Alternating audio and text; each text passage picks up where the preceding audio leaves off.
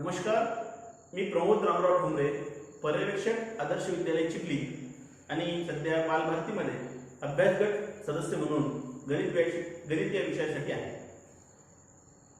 सध्या जी परिस्थिती आपण पाहतो की करोनामुळे सर्व विद्यार्थी आपण सर्व त्या ठिकाणी लॉकडाऊन आहोत आणि विद्यार्थ्यांचं शैक्षणिक नुकसान होऊ नये, विद्यार्थी हे 9वीची परीक्षा न देता 10व्यामध्ये प्रवेशित झालेले आहेत. तर त्या विद्यार्थ्यांना त्या ठिकाणी कुठेतरी पालकांच्या मार्गदर्शनाखाली अभ्यासाची सवय लावावी आणि त्यांचं शैक्षणिक नुकसान होऊ नये म्हणून आपण या ठिकाणी आपल्या जिल्ह्याचे कर्तव्यदक्ष शिक्षणाधिकारी माननीय श्री पांजाडे साहेब, तसेच आमच्या संस्थेचे सचिव अध्यक्ष माननीय श्री रामकृष्णदादा शेटे, तसेच प्रेमराजजी भाला आणि इझी ॲप्स यांच्या संयुक्त विद्यमाने आपण हा जो प्रयोग आहे हा प्रयोग या ठिकाणी सुरू करत आहोत आणि आपलं शैक्षणिक नुकसान होऊ नये म्हणून आमच्या विद्यालयाची टीम ही आपल्यासोबत विविध विषयाचं मार्गदर्शन घेऊन या ठिकाणी येणार आहे. त्यामध्ये माझ्याकडे जो विषय दिलेला आहे तो मॅथ्स 2 चा विषय दिलेला आहे आणि त्यामध्ये मी आपल्याला सिमिलॅरिटी हा चॅप्टर त्या ठिकाणी शिकवणार आहे. याच्यात येणाऱ्या ज्या अडचणी आहेत या अडचणी आपण त्या ठिकाणी या लिंकमध्ये सुद्धा देऊ शकता. त्यानंतर याच्यामध्ये मी आपल्याला होमवर्क सुद्धा देणार आहे. आपण दररोज जेवढा झालेला पोर्शन्स आहे तेवढा घरी त्याचा सराव करायचा आहे आणि तो समजून घ्यायचा आहे. तर मित्र हो, या ठिकाणी पहिला जो चॅप्टर आहे आपला, आपण पाहिलं की मॅथ्स या विषयाची साधारणतः 2 भाग त्या ठिकाणी होतात. त्यामध्ये मॅथ्स 1 आणि मॅथ्स 2. तर मागच्या वर्षी 9वीला सुद्धा आपल्याला मॅथ्स 1 आणि मॅथ्स 2 असे 2 प्रकार पेपर्स त्या ठिकाणी होते. बोर्डाचा याचा पेपर्स हा 40 मार्काचा असतो आणि 10 मार्काचं इंटरनल इव्हॅल्युएशन त्या ठिकाणी असतं. जी मूल्यमापन पद्धती आहे ती सविस्तर आपल्याला त्या ठिकाणी त्या ठिकाणी वर्गामध्ये जेव्हा शाळा सुरू होतील त्यावेळेस विस्तृत स्वरूपात त्या ठिकाणी समजून सांगण्यात येणार आहे. तर सुरुवातीला तर आपला जो पेपर आहे आपण पाहिलं की मॅथ्स या विषयाचे 2 भाग त्या ठिकाणी होतात. एक मॅथ्स 1 आणि मॅथ्स 2. तर या ठिकाणी मॅथ्स 1 हा 40 मार्काचा बोर्डाचा पेपर असेल आणि मॅथ्स 2 हा सुद्धा त्या ठिकाणी 40 मार्काचा असेल आणि असं 40 + 40 + 20 मार्काचा आपल्याला इंटरनल इव्हॅल्युएशन असेल. तर असा एकूण 100 मार्काचा पेपर आपला मॅथ्सचा त्या ठिकाणी असणार आहे. ही जी इव्हॅल्युएशन सिस्टीम आहे ही निश्चितच आपल्याला शाळा सुरू झाल्यानंतर त्या ठिकाणी आपल्याला समजून सांगता येईल किंवा मध्यंतरी माझं ज्यावेळेस लेक्चर राहील त्यावेळेस मी तुम्हाला विस्तृत स्वरूपात याच्याविषयी अधिक माहिती त्या ठिकाणी देणार आहे. तर सुरुवातीला आपण आज तो पाहणार आहे पहिला जो आपला मॅथ्स 2 चा पहिला जो चॅप्टर आहे तो आहे चॅप्टर 1, दॅट इज सिमिलॅरिटी. आता सिमिलॅरिटी हा चॅप्टर शिकत असताना आपल्याला आपण पाहतो की सिमिलॅरिटी ज्यावेळेस आपल्याला शिकायची आहे तर सिमिलॅरिटी शिकत असताना तुम्ही याच्या अगोदर कोणत्या गोष्टी सिमिलर म्हणजे काय, व्हॉट इज द सिमिलॅरिटी याच्यामध्ये दिसतं आपल्याला. सिमिलॅरिटी याच्यामध्ये कोणता शब्द तुम्हाला दिसतो तर तुम्हाला दिसेल याच्यामध्ये सिमिलर हा पहिला शब्द आहे. तर सिमिलर म्हणजे काय की सारखेपणा. हा जो सिमिलर शब्द आहे याच्यामध्ये तुम्हाला काय दिसता येईल की याच्यामध्ये सारखेपणा. मग कोणत्या 2 वस्तू या सारख्या आहेत असं आपण केव्हा म्हणू शकतो. आता तुम्हाला मी समजा 2 वस्तू या ठिकाणी दाखवल्या. हे 2 पेन या ठिकाणी तुम्हाला दाखवले. हे 2 पेन या ठिकाणी सारखे आहेत. हो, निश्चितच तुम्ही म्हणसाल की याचा साईज आणि शेप हा कसा आहे सारखा आहे म्हणून याला तुम्हाला काय म्हणता येईल सिमिलर असं म्हणता येईल. ह्या 2 बॉटल आहेत. या 2 बॉटल तुम्हाला या ठिकाणी मी दाखवल्या. तर या 2 बॉटल सुद्धा कशा आहे सिमिलर त्या ठिकाणी आहेत. तर अशा पद्धतीनं यांच्या पूर्ण साईज किंवा शेप्स हा कसा या ठिकाणी सारखा आहे म्हणून याला आपल्याला काय म्हणता येईल सिमिलर असं म्हणता येईल. आता या ठिकाणी या 2 बॉटल त्या ठिकाणी आपल्याला विकवला. आता या 2 बॉटलला तुम्ही सिमिलर म्हणणार आहे का, नाही, कारण यांचा साईज आणि शेप हा कसा आहे पूर्णतः वेगवेगळा आहे. दोन्ही जरी बॉटल असल्या परंतु दोन्हीचा साईज आणि शेप कशी या ठिकाणी वेगळी आहे म्हणून दॅट आर नॉट सिमिलर. या ठिकाणी या 2 बॉटल मी या ठिकाणी घेतल्या, अशा 2 बॉटल घेतल्या. तर या 2 बॉटल जर घेतल्या तर या सुद्धा कशा आहेत त्या ठिकाणी सिमिलर आहेत कारण यांची साईज आणि शेप कसा आहे सारखा आहे. या ठिकाणी हे 2 फ्रुट्स आहेत. हे 2 फ्रुट्स घेतले आपण. हे दोन्ही फ्रुट्स कसे एकाच प्रकारचे मग that are similar. Yes, these are also similar. These are also round shape आणि हे दोन्ही सारखे आहेत. भले याची साईज थोडी मोठी आहे याची साईज थोडी लहान आहे परंतु आकाराने कसे आहेत ते सारखे. म्हणून या दोन्ही गोष्टीला आपण काय म्हणू शकता, तुम्ही त्या ठिकाणी सिमिलर असं त्या ठिकाणी म्हणू शकता. तर अशा पद्धतीनं या सिमिलॅरिटी तुम्हाला त्या ठिकाणी ओळखता येते. तर या ठिकाणी सिमिलॅरिटी शिकत असताना आता या दोन स्केल तुम्हाला दाखवल्या समजा मी, या सुद्धा कशा आहेत सिमिलर आहे, यांची साईज आणि शेप कशी आहे त्या ठिकाणी सारखी आहे. आता या ठिकाणी सिमिलॅरिटी अशा पद्धतीनं वेगवेगळ्या गोष्टींमध्ये तुले दिस 2 coins आर ऑल्सो सिमिलर. आता हे 2 कॉइन या ठिकाणी सिमिलर आहेत. तुम्ही मागच्या वर्षी नवीन कन्सेप्ट शिकले, दॅट इज अ कॉन्ग्रंट. आता कॉन्ग्रंट कशाला म्हटलं तुम्ही, की जेव्हा ते एकमेकाशी तंतोतंत जुळतात. आता हे 2 कॉइन एकमेकाशी तंतोतंत जुळतात का, नाही, म्हणून हे कॉन्ग्रंट नाहीत परंतु सिमिलर आहे. परंतु कसे सिमिलर आहे. आता हे 2 कॉइन घेतले तर हे 2 कॉइन एकमेकाशी कसे जुळतात, तंतोतंत जुळतात. That are the congruent, but that is also similar. म्हणजे every two things or two objects, they may be congruent, then that also a similar. But every two objects are similar, but they have maybe or may not be a congruent.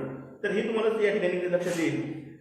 तर दोन गोष्टी similar असण्यासाठी प्रामुख्याने काय आवश्यक असणं पाहिजे, की त्यांचा साईजचा रेशो हा कसा असला पाहिजे, प्रपोर्शन मध्ये असला पाहिजे.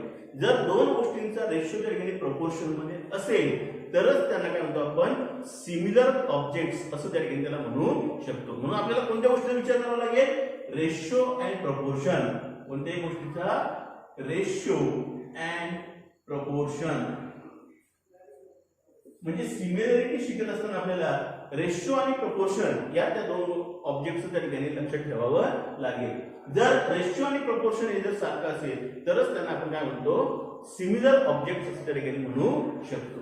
तर आता या ठिकाणी आपल्याला कशाची सिमिलॅरिटी शिकायची आहे, आपल्याला या ठिकाणी ट्रायंगलची सिमिलॅरिटी शिकायची आहे. आपल्याला या चॅप्टर मध्ये फक्त ट्रायंगलची सिमिलॅरिटी त्या ठिकाणी पाहायची आहे. मग दोन ट्रायंगलचा ज्यावेळेस आपण विचार करू की दोन ट्रायंगल हे सिमिलर आहेत किंवा नाही, हे जर आपल्याला पाहायचं असेल तर ते केव्हा सिमिलर होतील, म्हणजे आता या ठिकाणी आपल्याला पाहायचं आहे की एरियाज ऑफ सिमिलर ट्रायंगल. आता दोन areas of ratios of areas of triangle, ratios of areas of triangle. सध्या आपण फक्त ट्रायंगलचा विचार करू, सिमिलरचा विचार आपण नंतर करू. Ratios of areas of triangle, ratios of areas of A triangle. मग या ठिकाणी तुम्ही पाहिलं की दोन ट्रायंगल समजा या ठिकाणी मी अशी काढले. That is the suppose this is the triangle ABC and this is the triangle PQR.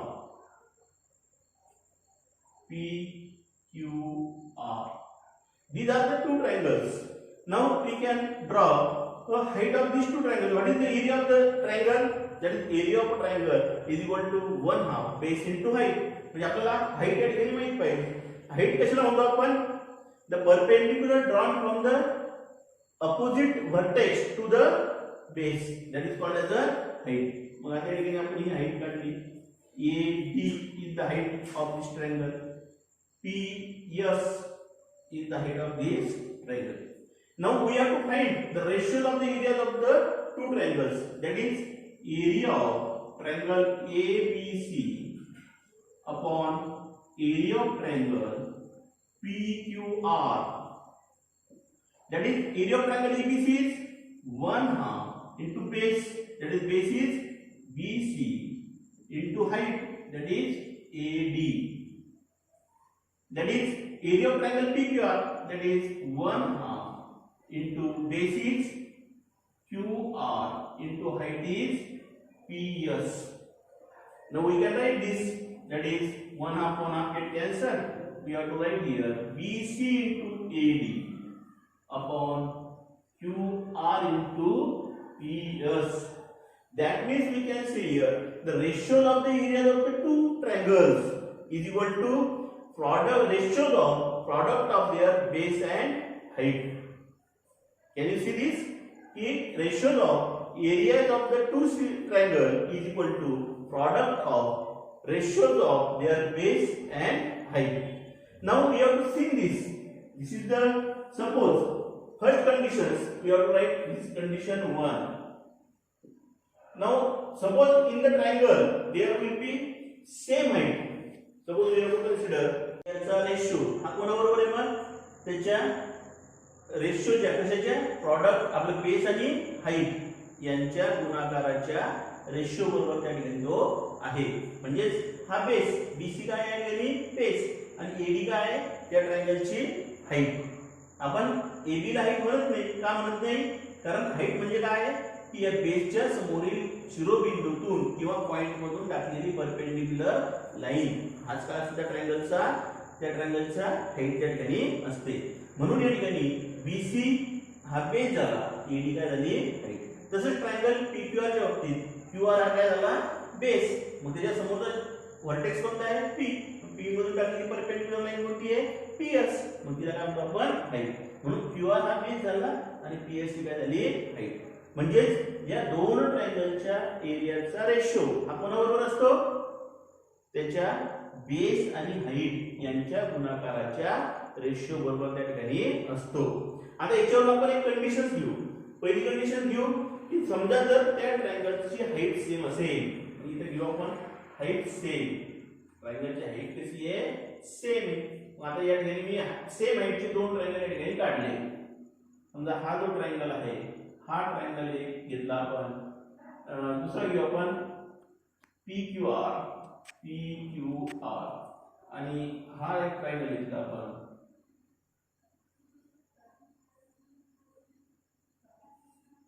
XYZ.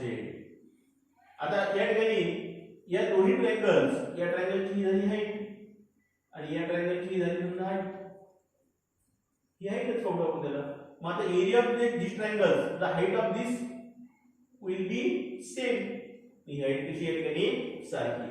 मग आता याचा एरिया आपण काढा, ratio of the area of this two triangles. म्हणजे दोन ट्रायंगलच्या एरियाचा काय काढायचं आपल्याला रेशियो काढायचा. म्हणजे area of triangle PQR upon area of triangle XYZ. आता पहा area of the triangle PQR काय होईल, बेस कोणता आहे QR आणि हाईट कोणती आहे याला PT पकडू आपण, PT भागिला XYZ चा एरिया काढायचा आपल्याला, त्याचा बेस कोणता आहे YZ, हाईट कोणती आहे XZ. परंतु आपली कंडिशन्स काय आहे PT बरोबर काय आहे XZ. म्हणजे PT बरोबर XZ म्हणजे काय राहणार आहे QR upon YZ. That is the ratio. If height is same, then the ratios of areas of the two triangle is equal to ratios of their corresponding base. Corresponding base. म्हणजे पाहिजे की दोन ट्रायंगलच्या area जर height सारखी असेल तर त्यांच्या एरियाचा ratio हा कोणाबरोबर येतो त्याच्या करस्पॉन्डिंग बेसच्या रेशो बरोबर त्या ठिकाणी येतो. म्हणून दिस इज द प्रॉपर्टी फर्स्ट. कोणती प्रॉपर्टी पण झाली आता आपली की ही प्रॉपर्टी तुम्ही या ठिकाणी लिहू शकता. कोणती प्रॉपर्टी या ठिकाणी की जर दोन ट्रायंगलच्या हाईट सारखी असेल, if the height of the two triangles are same, then the ratios of areas of the two triangles is equal to ratios of their corresponding base. That is the first property. Then we can see the second conditions. आता second conditions मध्ये काय विचार करणार आहे आपण की second conditions मध्ये या ठिकाणी मी second conditions या ठिकाणी तुम्हाला समजून सांगतो की second conditions मध्ये या ठिकाणी सपोज इथे घेऊ आपण केस 2. जर दोन ट्रायंगलचा आता बेस सारखा असेल, समजा या ठिकाणी मी दोन ट्रायंगल अशी काढले, दोन ट्रायंगल या ठिकाणी काढले,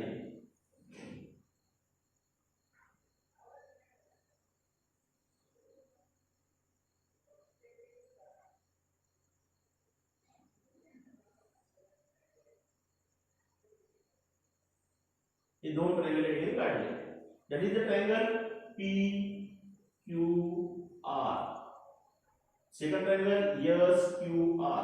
म्हणजे दोन्ही ट्रायंगलचा हा बेस कसा आहे सारखा आहे. आता यांच्या हाईट वेगळ्या आहेत. ही याची हाईट झाली, ही याची दुसऱ्याची हाईट झाली. That is the height suppose PT SU. That is the height of these two triangles. आता ratio of these areas of the two triangles, that is area of triangle PQR upon area of triangle SQR, that is equal to area of will be QR base into its height कोणती आहे PT, याचा base कोणता आहे SQR चा QR into height कोणती आहे SU. आणि QR height आपला बेस सारखा आहे म्हणून काय मिळेल आणि PT upon SU. म्हणजे जेव्हा या ठिकाणी काय सारखं आलं या ठिकाणी काय सारखी इथे आपण बेस सेम, बेस कसा आहे या ठिकाणी बेस सेम. जर बेस सेम असेल तर त्या दोन ट्रायंगलच्या एरियाचा रेशो हा कोणाबरोबर येतो त्याच्या करस्पॉन्डिंग हाईटच्या रेशो बरोबर त्या ठिकाणी येतो. म्हणजे या दोन रेशो तुम्हाला समजले. म्हणजे या भागामध्ये आपण ratio of the areas of the to similar triangle, आपण टू ट्रायंगल्स मध्ये काय पाहिलं फक्त सध्या आपण सिमिलर ट्रायंगलचा विचार करत नाही, फक्त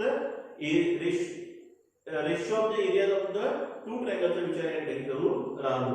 मग पहिल्या भागामध्ये आपण काय शिकलो की दोन ट्रायंगलच्या एरियाचा रेशो हा कोणाबरोबर असतो त्याच्या बेस आणि हाईट, करस्पॉन्डिंग बेस आणि हाईट यांच्या रेशोच्या एरिया बरोबर यांच्या रेशो बरोबर त्या ठिकाणी असतो.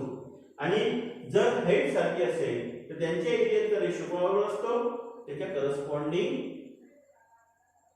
जर हाईट सेम आहे तर त्याच्या एरियाचा रेशो करस्पॉन्डिंग बेस बरोबर आहे. आणि जर बेस सारखा आहे तर त्यांच्या एरियाचा रेशो कोणाबरोबर आहे त्याच्या करस्पॉन्डिंग हाईट बरोबर त्या ठिकाणी आहे. तर या गोष्टीवर आपली पहिली जी एक्सरसाइज आहे, या पहिल्या एक्सरसाइज मध्ये आपल्याला या ठिकाणी पहिल्या एक्सरसाइज वर तुम्हाला एक्झाम्पल्स दिलेले आहेत, ते एक्झाम्पल्स आपल्याला या ठिकाणी सोडवायचे आहे. तर या ठिकाणी आपण पहिलं एक्झाम्पल जे आहे जे एक्सरसाइज मधलं ते पहिलं एक्झाम्पल या ठिकाणी आपण घेऊ.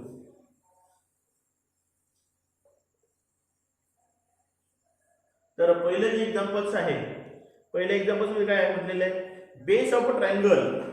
Now we can write this examples here.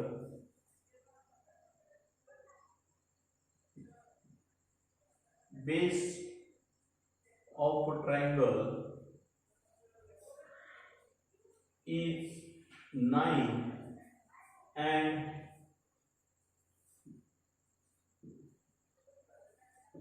height is 5. Base of another triangle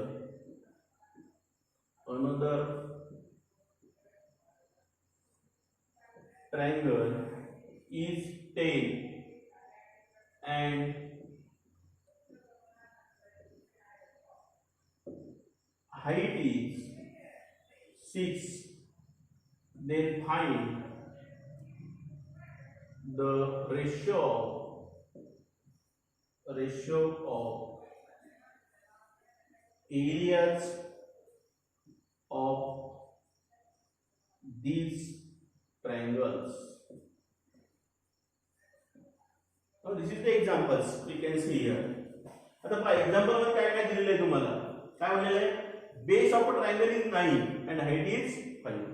म्हणजे पहिल्या ट्रायंगलचा बेस हा किती आहे base, that is we can consider suppose B1 is equal to 9 and height H1 is equal to 5. आणि दुसऱ्या triangle base of another triangle is 10, that is suppose B2 is equal to 10 and height of the other triangle is H2 is equal to 6. Then find the ratio of areas of the two triangles. मग आपण पाहला की या दोन ट्रायंगलच्या एरियाचा आपल्याला काय काढायचा आहे ratio काढायचा आहे. म्हणून that is suppose A1 upon A2 is equal to B1 into H1 upon B2 into H2.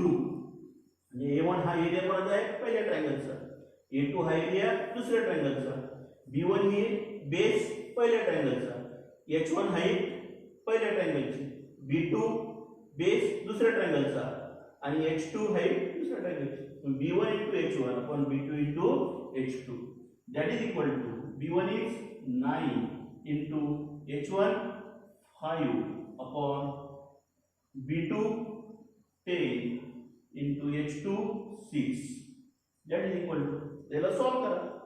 याला सॉल्व करत असताना या ठिकाणी भाग तुटतो का पहा. 3 दुनी 6, 3 3 9. जर भाग तुटत असेल तर भाग तुटले. 5 1 5, 5 दुनी 10, म्हणजे 3 अपॉन किती 2 2 जा 4. That is the ratio of area of these two triangles, that is a1 is to a2, that is equal to 3 is to 4. Can you see this? तर अशा पद्धतीनं आपल्याला हे एक्झाम्पल्स या ठिकाणी आपल्याला सोडवता येतील. असं एक्झाम्पल्स हे परीक्षेमध्ये 2 मार्कासाठी त्या ठिकाणी साधारणतः विचारल्या जातात. त्याच्यावर आधारित एक्झाम्पल्स आपण या एक्झरसाइज मध्ये त्या ठिकाणी सोडवण्याचा प्रयत्न करा. काही अडचण आली तर ती विचारा.